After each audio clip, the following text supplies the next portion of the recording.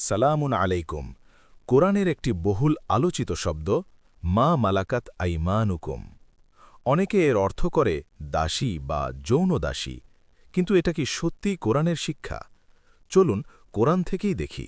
সূরা নিসা ৪:৩ ফাঙ্কিহু মা তবালাকুম আও মা মালাকাত আইমানুকুম। সূরা আন-নূর ২৪:৩৩ ওয়াল্লাযীনা ইয়াবতাগুনাল কিতাবা মিম্মা মালাকাত আইমানুকুম। সূরা আন-নূর ২৪:৫৮ লিয়াস্তাযিনকুমুল্লাযীনা মালাকাত আইমানুকুম। এখন প্রশ্ন হল, এই আইমান শব্দের মানে কি?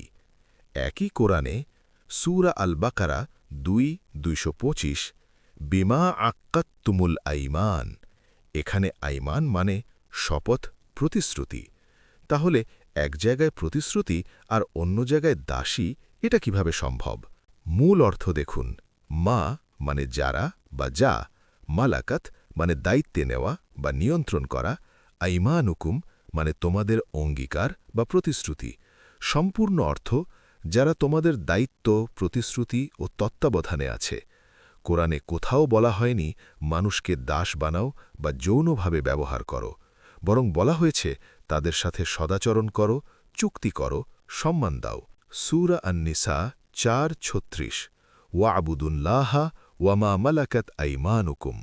এখানে দাস নয়, বরং দায়িত্বশীল সম্পর্কের কথা বলা হয়েছে। ভাবুন, যদি এটা যৌন দাসী হতো, তাহলে নারীদের জন্য কেন একই নিয়ম নেই? কোরআন কখনো দ্বৈত নৈতিকতা শেখায় না। পিন পয়েন্ট, সার সংক্ষেপ। মা মালাকাত আইমানুকুম মানে দাসত্ব নয়, দায়িত্ব, প্রতিশ্রুতি, তত্ত্বাবধান। ভুল অনুবাদী ইতিহাসে দাস প্রথাকে বৈধতা দিয়েছে, কোরআন নয়। আল্লাহ আমাদের সঠিক বুঝ দান করুন।